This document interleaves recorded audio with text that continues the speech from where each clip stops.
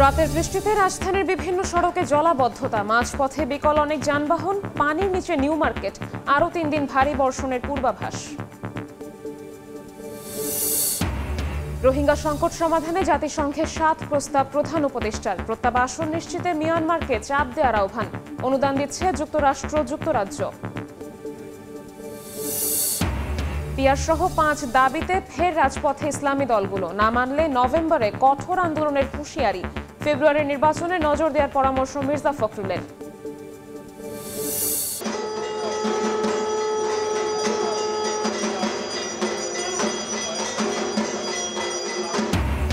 শারদীয় দুর্গোৎসবের মহানবমী আজ, ষোড়শোপাচারে দেবী বন্দনা, মণ্ডপে মণ্ডপে কল্পারম্ভ, বিহিত পূজা সহ নানা আচার, ভক্তের ভিড়। এবং বিসিবি নির্বাচন থেকে সরে দাঁড়ালেন ক্রিকেটার তামিম ইকবাল, প্রত্যাহার করলেন মনোনয়ন, সরকারের বিরুদ্ধে হস্তক্ষেপের অভিযোগ ইসরাফিল খসরুর।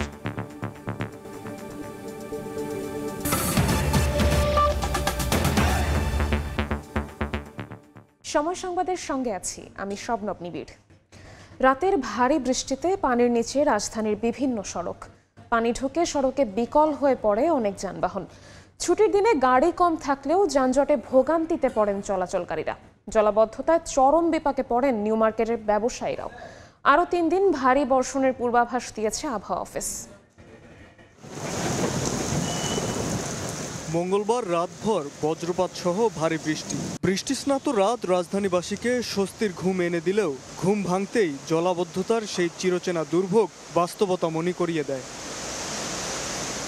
পূজার ছুটি থাকায় রাস্তাঘাটে যানজট কম থাকলেও বিভিন্ন প্রয়োজনে কর্মক্ষেত্রে কিংবা ছুটিতে বাড়ির উদ্দেশ্যে রওনা দিয়ে বিপাকে পড়েন অনেকেই। খালি পায়ে ভ্যানে করে চলতে দেখা যায় যাত্রীদের। সবাই খালি যার যার চেহারে বইলে সে সেই চেহারের দায়িত্ব নেয় এবং সব কিছু বলে, এটার কোনো কেউ দায়িত্ব নেয় না। স্বৈরাচার এরশাদ আইছে, খালেদা জিয়া আইছে, আওয়ামী লীগ আসছিল, আওয়ামী লীগ আইছিল, এই 3 সরকারে এক সরকারও এই নিউ মার্কেট ঠিক করেনি। 10 মিনিট লেট হলে ভাই 100 টাকা গাড়ি ভাড়া, যেটা দিব ওইটা দিব না, কারণ 10টা বাজে থাকতে হইব। বহুত দুর্ভোগ, অনেক অসুবিধা হইতেছে আমাকে। ওইটা ভিজে গেছে, এটা শুকাইতে আমার 2 দিন লাগবে। এখন আমি কেমনে বাইরে যাবো, এরকম একটা অবস্থা করছে। আসছিলাম নিউ মার্কেটে একটা জিনিস কিনতে, দোকান থেকে বন্ধ, পানি উঠে গেছে। সড়কে যানবাহনের সংখ্যা কম হলেও জলাবদ্ধতার কারণে ভোরেই রাজধানীর বেশ কিছু রাস্তায় যানজটের সৃষ্টি হয়। ভারী বৃষ্টিপাতের মধ্যে চলাচলের সময় ইঞ্জিনে পানি ঢুকে বিকল হয়ে পড়ে বেশ কিছু গাড়ি।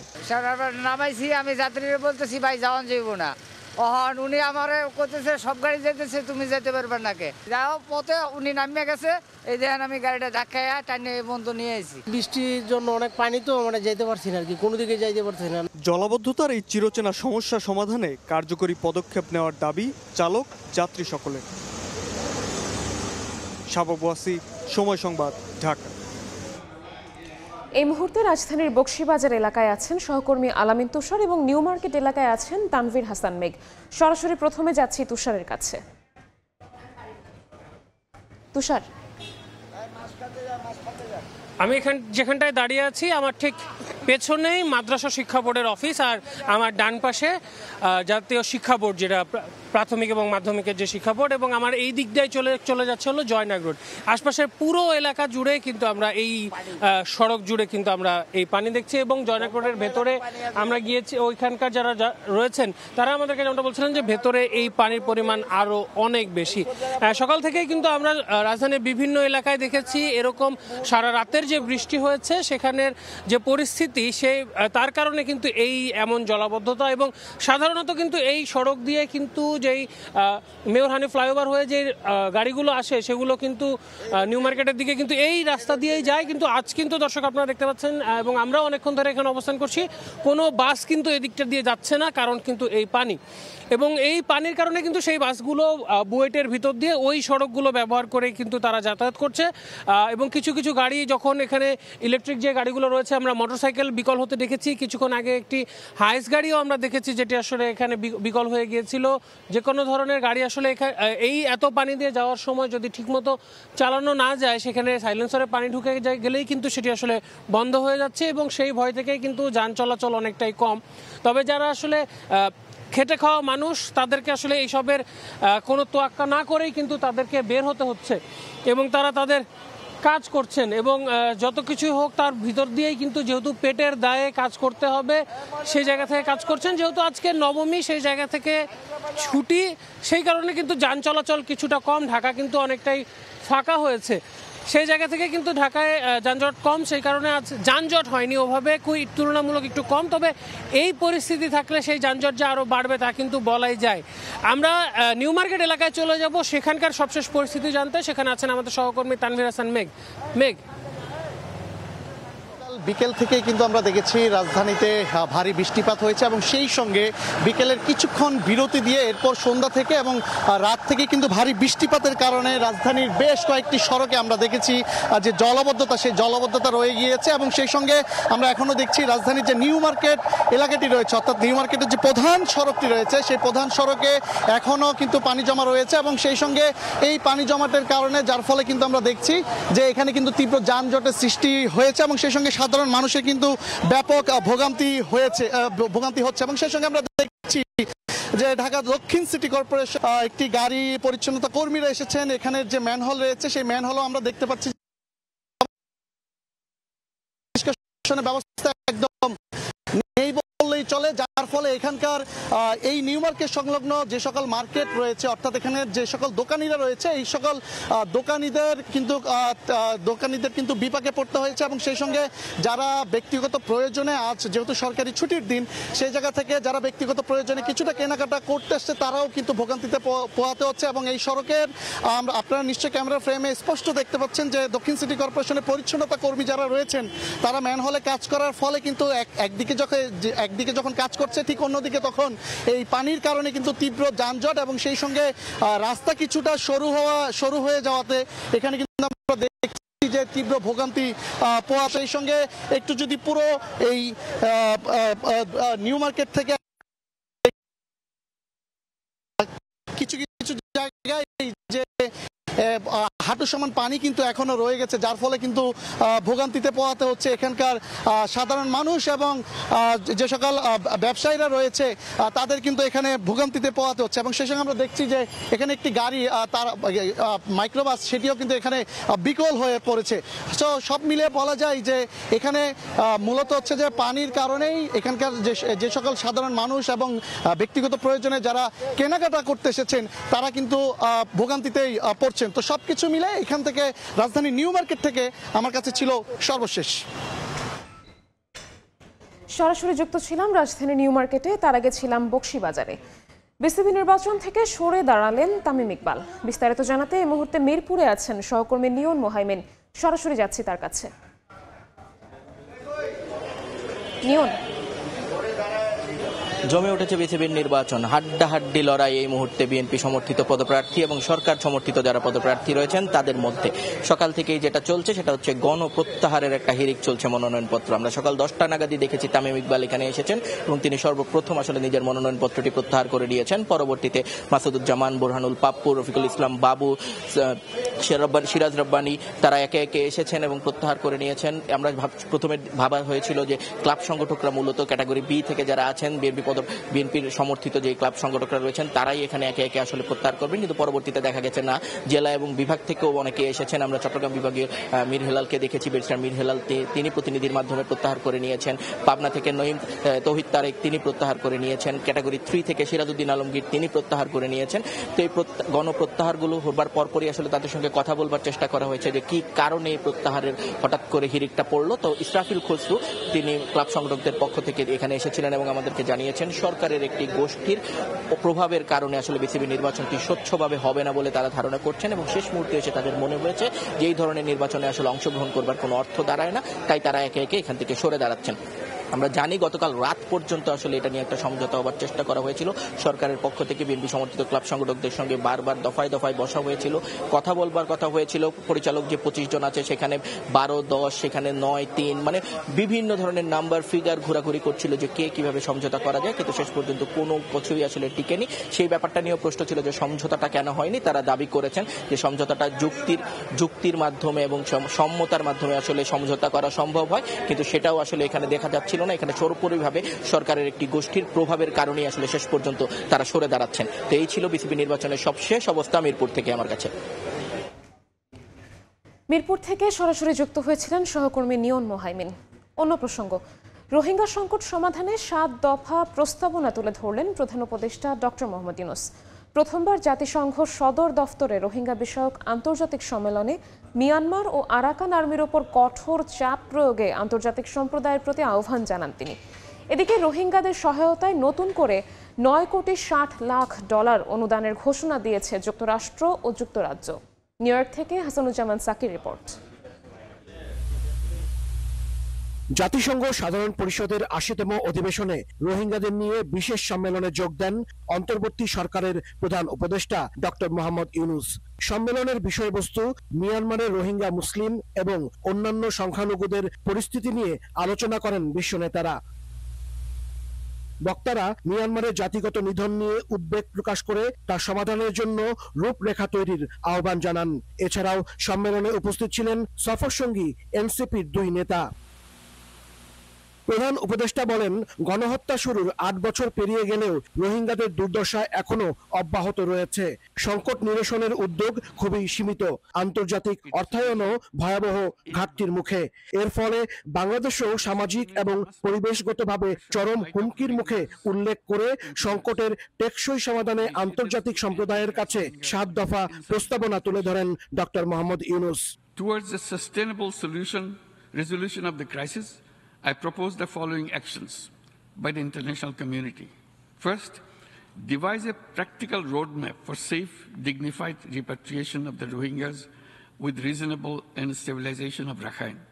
Second, exert effective pressure on Myanmar and the Arakan army to end violence against Rohingya and start their sustainable repatriation, beginning with those who recently arrived in Bangladesh and those who are internally displaced.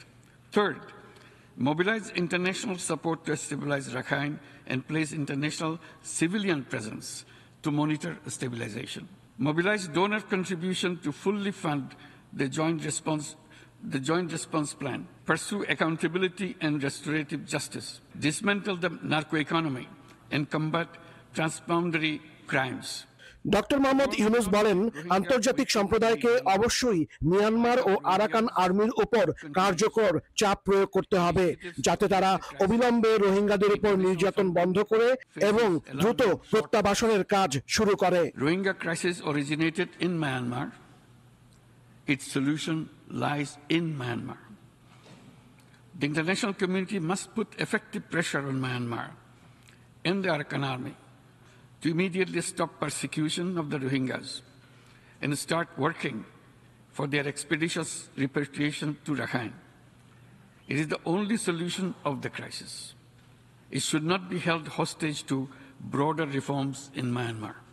এ সময় যুক্তরাষ্ট্রে পড়তে আসা রোহিঙ্গা শিক্ষার্থী সায়েদ আলা আবেগঘন বক্তব্য রাখেন। বিশ্ব নেতাদের উদ্দেশ্যে তিনি বলেন, রোহিঙ্গারা দেশে ফিরতে চায়।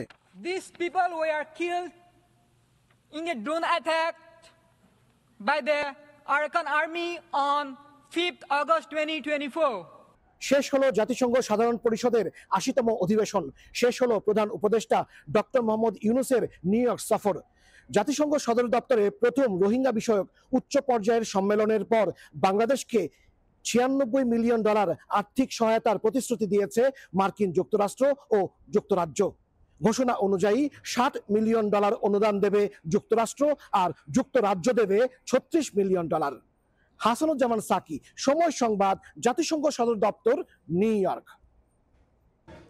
পিআর পদ্ধতিতে নির্বাচন, জুলাই সনদের আইনি ভিত্তি সহ 5 দাবিতে আবারও রাজপথে ইসলামী দলগুলো। নেতাদের আশা, চলমান আন্দোলনের মধ্যেই সমাধানের পথ খুঁজবে সরকার। তবে দাবি পূরণে সরকার গড়িমসি করলে জোটগত আন্দোলনের হুঁশিয়ারি দিয়েছে দলগুলো। শফিক মুন্সির রিপোর্ট। পিআর পদ্ধতিতে নির্বাচন, জুলাই সনদের আইনি ভিত্তি, নির্বাচনে লেভেল প্লেইং ফিল্ড নিশ্চিত সহ প্রায় অভিন্ন বেশ কিছু দাবিতে গত 18 সেপ্টেম্বর থেকে রাজধানী সহ সারা দেশে বিক্ষোভ মিছিল ও সমাবেশ করেছে জামায়াত সহ বেশ কয়েকটি ইসলামী দল।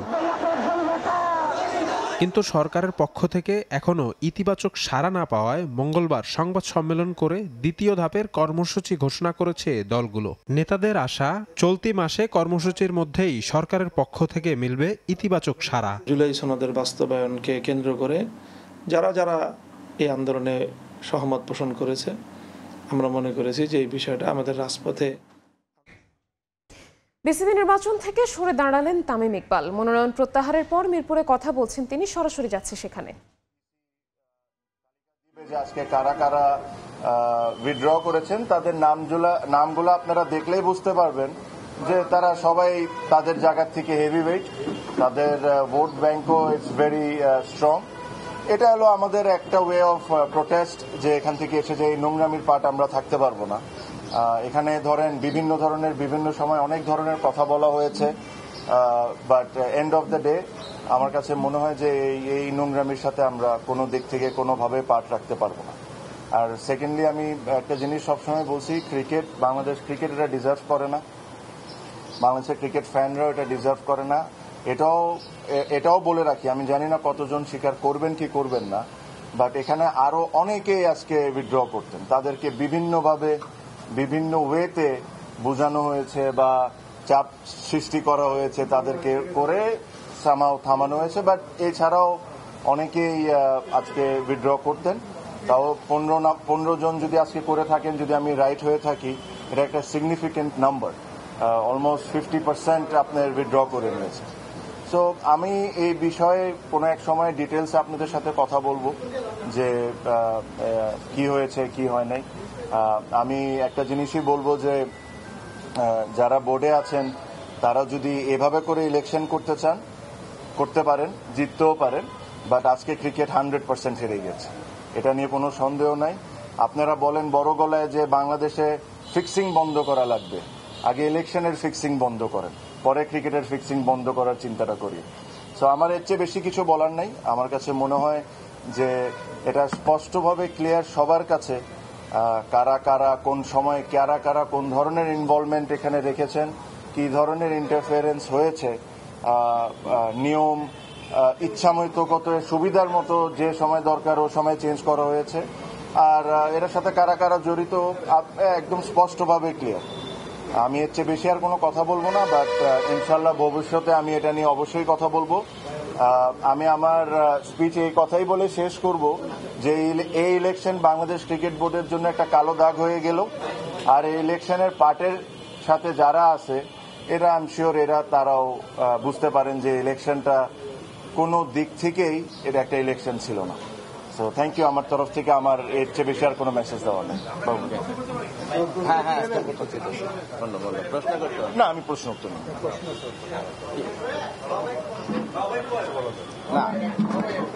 আমি যদি একটা প্রশ্ন করি বাবুই,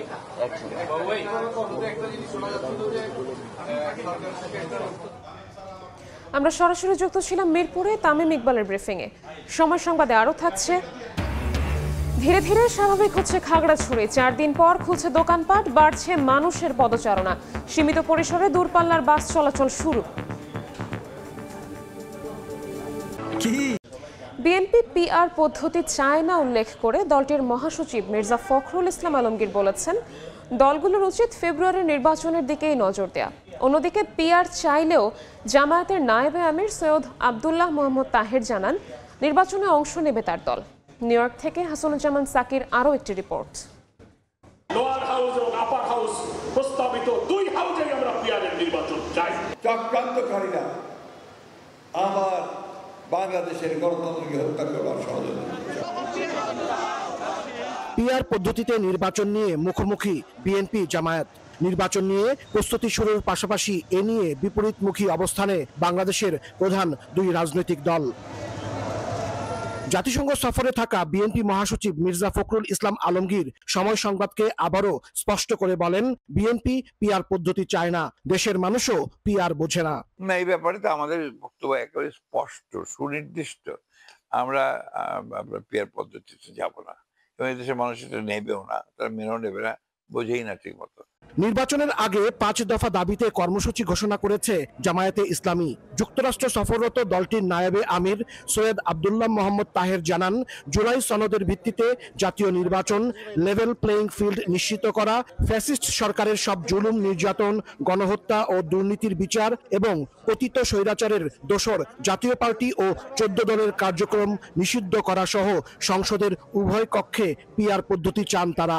জি, আমরা দুই কক্ষেই পিআর চাচ্ছি। আপনারা জানেন যে ঐকমত্য কমিশনে 31টা দল আমরা ছিলাম, এর ভিতরে 25টা দল পিআর এর পক্ষে, কিন্তু একটা কোয়ালিটেটিভ ডিফারেন্স ছিল। অনেকে আপার হাউসে পিআর এর পক্ষে, আর অনেকে আপার এবং লোয়ার হাউস দুটাতে পিআর এর পক্ষে। বলেছি যে আমরা নিম্ন কক্ষে পিআর এর পক্ষে নই, আমরা উপরের দিকেও পিআর এর পক্ষে কথা বলিনি, তবে সেগুলো আমরা পরে আলোচনার মাধ্যমে এই সমস্যাগুলো সমাধান করা যেতে পারে। পিআরের দাবিতে জামায়াত কর্মসূচি চালু রাখলেও নায়েবে আমির জানান, আগামী ফেব্রুয়ারিতে জাতীয় নির্বাচনে অংশ নেবে তার দল। আর বিএনপি মহাসচিব বলেন, তারা কোনো দলের কার্যক্রম নিষিদ্ধের পক্ষে নয়। আগেই বলেছি, এটা আপনারা জানেন, আমরা বলছি যে আমরা কোনো পার্টিকুলার পলিটিক্যাল পার্টিকে ব্যান করার পক্ষে না। আমরা আমাদের দাবি করতেছি এবং আমরা আশা করি এটা সরকার মানবে, যদি এটা জনগণের দরকার। And will participate election on February. প্রধান উপদেষ্টার সঙ্গী হয়ে তাদের জাতিসংঘ সফর সফল হয়েছে বলে উল্লেখ করেন মির্জা ফখরুল ইসলাম আলমগীর ও সৈয়দ আব্দুল্লাহ মোহাম্মদ তাহের। পিআর পদ্ধতি ও রাজনৈতিক দল নিষিদ্ধ করা সহ কিছু বিষয়ে ভিন্নতা থাকলেও বিএনপি মহাসচিব ও জামাতের নায়েবে আমির মনে করেন, আগামী ফেব্রুয়ারিতে নির্বাচন নিয়ে আর কোনো সংশয় নেই। মির্জা ফখরুল ইসলাম আলমগীর ও সৈয়দ আব্দুল্লাহ মোহাম্মদ তাহের বলেন, তারা এখন নির্বাচনমুখী, ভোটের প্রস্তুতি নিচ্ছেন। হাসানুজ্জামান সাকি, সময় সংবাদ, grand Hyatt hotel, new York, যুক্তরাষ্ট্র। শারদীয় দুর্গোৎসবের মহানবমীতে বিহিত পূজার মধ্য দিয়ে দেবীর আরাধনা ও জগতের মঙ্গল কামনা করছেন ভক্তরা। এই মুহূর্তে ঢাকেশ্বরী জাতীয় মন্দিরে আছেন সহকর্মী আয়েশা সিদ্দিক সামিয়া, চট্টগ্রামে আছেন ফেরদৌস লিপি এবং সিলেটে আছেন অপু বণিক। সরাসরি প্রথমে যাচ্ছি সামিয়ার কাছে। সামিয়া, আজ মহানবমী এবং এই দিনটি কিন্তু পালন করা হচ্ছে সকাল থেকেই। আমরা আছি ঢাকেশ্বরী মন্দিরে, এখানে কিন্তু ঢোল বাদ্য তালে কিন্তু নানা বিশেষ পূজার মাধ্যমে এই দিনটি উদযাপন করা হয়েছে। কিছুক্ষণ আগেই এই মন্দিরের যে দেবী মাকে রাখার যে স্থানটি রয়েছে সেখানে কিন্তু পর্দা দেওয়া হয়েছে। এর কারণ হিসেবে আসলে এই মুহূর্তে পুরোহিতরা দেবী মার পূজা করেন, বিশেষ পূজা করেন এবং তার সেবায় নিয়োজিত থাকেন, একই সাথে প্রসাদ দেন দেবী মাকে। তার জন্যই কিন্তু আসলে এই পর্দা দেওয়া হয়েছে এবং সকালটি শুরু হয়েছে বিহিত পূজার মধ্য দিয়ে। ধূপ, প্রদীপ এবং ফুল নিবেদনের মাধ্যমে কিন্তু বিহিত পূজা সম্পন্ন করা হয়েছিল এবং পরবর্তীতেই 11টার দিকে পুষ্পাঞ্জলি দেওয়া হয়। সকলেই ভক্ত যারা আছেন তারা কিন্তু এখানে সমবেত হয়েছেন মাকে আর একটিবার দেখার জন্য, শেষবারের মতো দেখার জন্য। আগামীকাল দশমী শুরু হয়ে যাবে এবং সেই দশমীতে বিসর্জনের মধ্য দিয়ে কিন্তু আসলে মাকে শেষবারের মতো ভক্তরা দেখতে পারবেন। পরবর্তীতে আগামী বছর আবারও মহা ধুমধামে অনুষ্ঠিত হবে মহান দুর্গাপূজা এবং এই পূজাতে এবার আমরা দেখেছি ভক্তরা কিন্তু সকাল বেলা 9টা থেকেই আসলে ভক্তরা এই মন্দিরে অবস্থান করছেন এবং তারা কিন্তু মাকে মন ভরে দেখছেন, মায়ের কাছে চাইছেন তাদের সুখ, শান্তি, সমৃদ্ধি। পাশাপাশি তারা চাচ্ছেন দেশের সেবায় যাতে নিজেদেরকে নিয়োজিত রাখতে পারেন এবং দেশের শান্তি কামনা করছেন। মায়ের কাছে তাদের প্রার্থনা এবছরের মতো এখানে। এবং আমরা এখন যাব চট্টগ্রামে, সেখানে আছেন আমার আরেক সহকর্মী লিপি, জানবো সেখানকার পুজোর পরিস্থিতি। লিপি, চট্টগ্রামের মণ্ডপগুলোতেও কিন্তু বিষাদের সুর, যেহেতু এই বছরের মতো নবমীতে মাকে শেষবারের মতো দেখতে তারা কিন্তু মণ্ডপে ছুটে আসছেন এবং সকাল থেকে কিন্তু ভক্ত অনুরাগী যারা আছেন তারা কিন্তু দল বেঁধে নগরীর যে মণ্ডপগুলো আছেন সেগুলো ঘুরছেন, শেষবারের মতো এবছরে তারা দেখে নিচ্ছেন। এবং আপনারা জানেন যে চট্টগ্রামে এবার 287টি মণ্ডপে নগরীতে পূজা অনুষ্ঠিত হচ্ছে এবং নগরীর যে বৈচিত্র্যময় পূজা মণ্ডপ, সেই পূজা মণ্ডপগুলো বিশেষভাবে আকর্ষণীয় থাকে। শহরের বাইরে থেকেও অনেকে ছুটে এসেছেন এসব মণ্ডপ দেখতে এবং এই মুহূর্তে আমরা দাঁড়িয়ে আছি আগ্রাবাদের একতা সংঘের মণ্ডপ এবং এই যে মণ্ডপ, এই মণ্ডপের থিম হচ্ছে পল্লী কথা। শেকরের আরাধনা, অর্থাৎ পল্লী মাকে দুর্গার সাথে তারা বলছেন যে পল্লী মা যে গ্রাম তাদেরকে আসলে সুজলা সফলা শস্য শ্যামলা করেছে, সেই গ্রামীণ যে আবহ সেটা কিন্তু এই মণ্ডপে তুলে আনা হয়েছে। এবং নগরীর প্রতিটা মণ্ডপ আমরা দেখেছি যে হয় চিরাচরিত যে প্রতিমা সেগুলো স্থাপন করা হয়েছে, না হলে অন্যায় অত্যাচার কিংবা অশুভ শক্তির বিরুদ্ধে যে যুদ্ধ, সেই যুদ্ধে জয়লাভ করে সত্য সুন্দর ন্যায় প্রতিষ্ঠা যে বাংলাদেশ কিংবা বিশ্ব, সেরকম থিম ভিত্তি করেই কিন্তু প্রতিটা মণ্ডপ সাজানো হয়েছে। এবং যেহেতু অনেকটা আজকে শেষ দিন, আগামীকাল বিজয়া বিসর্জনের দিন, সে কারণে আজকে কিন্তু ভক্ত অনুরাগী যারা আছেন তারা ছুটে আসছেন এবং মাকে বিদায় জানাচ্ছেন। এবং আপনাদেরকে জানাতে চাই পূজা মণ্ডপে কিন্তু পর্যাপ্ত নিরাপত্তা ব্যবস্থা যেমন প্রশাসনের পক্ষ থেকে নেওয়া হয়েছে, আইনশৃঙ্খলা রক্ষাকারী বাহিনীর পক্ষ থেকে নেওয়া হয়েছে, পাশাপাশি পূজা কমিটিও কিন্তু পর্যাপ্ত নিরাপত্তা ব্যবস্থা নিয়েছে এবং উৎসব মুখর পরিবেশে কিন্তু শারদীয় দুর্গা উৎসবের নবমী পালিত হচ্ছে চট্টগ্রাম নগরীতে। তো এই ছিল আমার কাছে এখনো পর্যন্ত এখান থেকে সর্বশেষ। আমরা সিলেটে চলে যাব আমাদের সহকর্মী অপমণি বণিকের কাছে, তিনি সেখানকার খবর জানাবেন।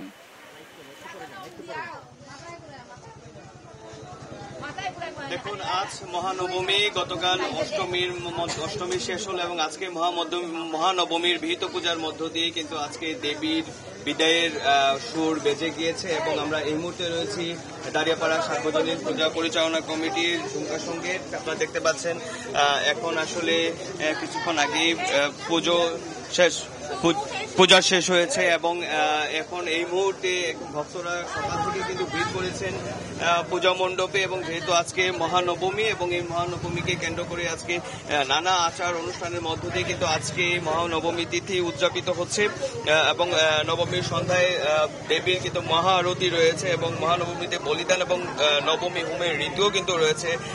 এবং আরেকটি বিষয় আপনাকে বলতে চাই যে 108টি নীলপদ্মে কিন্তু আজ দেবী দুর্গা পূজিত হচ্ছেন এবং যেহেতু গতকাল অষ্টমী ছিল, অষ্টমী তিথির শেষ ঠিক 24 মিনিট এবং নবমীর সূচনার 24 মিনিট জুড়েই কিন্তু মূলত দেবীর চামুন্ডার পূজা হয়েছে এবং 108টি মাটির প্রদীপ জ্বালিয়ে 108টি পদ্ম ফুল নিবেদন করার মধ্য দিয়ে কিন্তু দেবীর চরণে নিবেদন করা হয়। এবং এই মুহূর্তে আমরা যে জায়গাটাতে দাঁড়িয়ে আছি সেখানে কিন্তু প্রচুর ভক্তরা এসে ভিড় করেছেন, যেহেতু কিছুক্ষণ পর মহাযজ্ঞ রয়েছে। এই যজ্ঞে সবার উপস্থিতি আমরা লক্ষ্য করছি এবং এই যজ্ঞকে ঘিরে সবাই কিন্তু এসেছেন এখানে, যেহেতু মহানবরাত্রিতে দেবী দুর্গার আরাধনার গুরুত্ব রয়েছে। তো সেই ক্ষেত্রে কিন্তু বিদায় ঘণ্টা বাজিয়ে নিচ্ছে আজকের এই মহানবমী তিথিতে।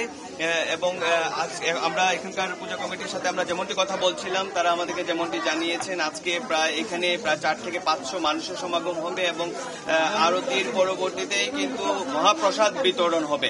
তো এই ছিল সিলেট থেকে আমার কাছে মহানবমীর একদম সর্বশেষ খবরাখবর। দুর্গাপূজার সবশেষ খবর জানাতে সিলেট, চট্টগ্রাম এবং রাজধানী ঢাকেশ্বরী মন্দির থেকে যুক্ত হয়েছিলেন সহকর্মীরা। ধীরে ধীরে স্বাভাবিক হচ্ছে খাগড়াছড়ি। 4 দিন পর খুলছে দোকানপাট, সীমিত পরিসরে দূরপাল্লার বাস চলাচল শুরু হয়েছে। বিস্তারিত জানাতে খাগড়াছড়িতে আছেন রিপোর্টার জিতেন বড়ুয়া, সরাসরি যাচ্ছি তার কাছে। খাগড়াছড়ির সার্বিক পরিস্থিতি এখন শান্ত, কোথাও কোনো ধরনের অঘটনের কোনো খবর পাওয়া যায়নি। গতকাল রাত 10টার দিকে যুগ্ম ছাত্র জনতা তাদের এক সংবাদ বিজ্ঞপ্তির মাধ্যমে গতকাল রাত 11টা থেকে আগামী 5 অক্টোবর পর্যন্ত শারদীয় দুর্গা উৎসব এবং প্রশাসনের সাথে তাদের উত্থাপিত 8 দফা দাবি মানার কারণে অবরোধ প্রত্যাহার করে নিয়েছে। অবরোধ প্রত্যাহার হওয়ার কারণে খাগড়াছড়ির জনজীবনে একটু স্বস্তি নেমে এসেছে। আজ সকালবেলা থেকে বিভিন্ন সড়কে যানবাহন চলাচল শুরু করেছে, শ্রমজীবী মানুষরা তাদের কাজে যোগদান করেছে, বেশ কিছু দোকানপাট খোলা হয়েছে। তবে আইন শৃঙ্খলা পরিস্থিতি নিয়ন্ত্রণ রাখার স্বার্থে প্রশাসনের জারি করা 144 ধারা খাগড়াছড়ি পৌর এলাকা এবং সদর উপজেলা এবং গুইমারা উপজেলায় বলবৎ রয়েছে। আজ খাগড়াছড়ি রিজিয়ন কমান্ডার খাগড়াছড়ি শ্রী শ্রী লক্ষ্মী নারায়ণ মন্দির দুর্গোৎসবে সাংবাদিকদের জানান পরিস্থিতি উন্নয়ন হয়েছে। সার্বিকভাবে জনসাধারণের নিরাপত্তার জন্য সেনাবাহিনীর সদস্য, বিজিপি, পুলিশ, আর্ম পুলিশ ব্যাটালিয়নের সদস্যরা খাগড়াছড়ি জেলার বিভিন্ন অঞ্চলে তারা নিরাপত্তার দায়িত্ব পালন করছে। যতক্ষণ না পর্যন্ত পার্বত্য এ জেলায় একটি স্থিতিশীল পরিবেশ সৃষ্টি না হবে ততক্ষণ পর্যন্ত নিরাপত্তা বাহিনী তাদের দায়িত্ব পালন করে যাবে এবং জানমালের ক্ষয়ক্ষতি যাতে না হয় সে ব্যাপারে সজাগ দৃষ্টি রাখবে। ইতিমধ্যে জেলা প্রশাসক 5 সদস্য বিশিষ্ট একটি তদন্ত কমিটি গঠন করেছে। পরিস্থিতি স্বাভাবিক হলে জেলা প্রশাসক জানিয়েছে 144 ধারা প্রত্যাহার করে নেবেন। এ ছিল আমার কাছে সর্বশেষ। সরাসরি যুক্ত ছিলাম খাগড়াছড়িতে। জামায়াতে ইসলামীর আমির ডাক্তার শফিকুর রহমানের সঙ্গে সৌজন্য সাক্ষাৎ করেছেন বাংলাদেশে নিযুক্ত সুইডেনের রাষ্ট্রদূত নিকোলাস উইক্স।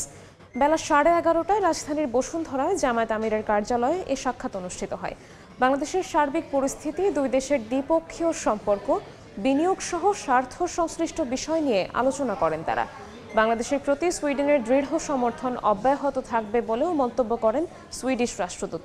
একই সঙ্গে ভবিষ্যতে বাংলাদেশে বিনিয়োগ বাড়ানোর প্রতিশ্রুতি দেন তিনি। মার্কিন কংগ্রেসের ভোটাভুটিতে বাজেট পাসে ব্যর্থ হওয়ায় অনির্দিষ্টকালের জন্য শাটডাউনে যুক্তরাষ্ট্রের কেন্দ্রীয় সরকার। ডেমোক্র্যাটদের সঙ্গে সমঝোতায় পৌঁছতে না পারায় স্থানীয় সময় মঙ্গলবার মধ্যরাত থেকে বন্ধ হয়ে যায় কেন্দ্রীয় সরকারের বিভিন্ন কার্যক্রম। গত 6 বছরের মধ্যে প্রথমবারের মতো এ ধরনের পরিস্থিতির মুখে পড়ল যুক্তরাষ্ট্র। ফেডারেল সরকার পরিচালনার অর্থ বরাদ্দ দেয় মার্কিন কংগ্রেস। রিপাবলিকান ও ডেমোক্র্যাট আইন প্রণেতারা মিলে অর্থ ছাড় দেন। এই অর্থ ছাড় আটকে গেলে শাটডাউনের মুখোমুখি হয় ফেডারেল সরকার। এবার শাটডাউনের কারণে সবচেয়ে নেতিবাচক প্রভাব পড়বে সরকারি বিভিন্ন এজেন্সি কর্মীদের ওপর। ছাঁটাই হতে পারেন লাখ লাখ কর্মী। সময় সংবাদের শীর্ষ সংবাদগুলো জানিয়ে দিচ্ছি আরেকবার। রাতের বৃষ্টিতে রাজধানীর বিভিন্ন সড়কে জলাবদ্ধতা, মাঝপথে বিকল অনেক যানবাহন। পানির নিচে নিউ মার্কেট, আরও 3 দিনে ভারী বর্ষণের পূর্বাভাস।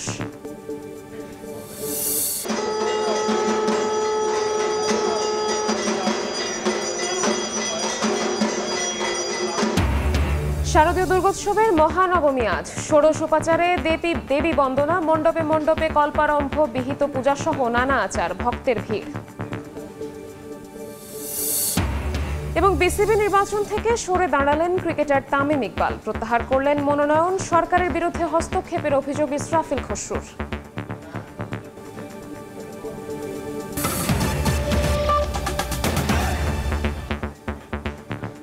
এই ছিল সময় সংবাদে। খেলার সময়ের সঙ্গে থাকবেন মাকসুম আলম খান। নিবিড়, আপনাকে ধন্যবাদ।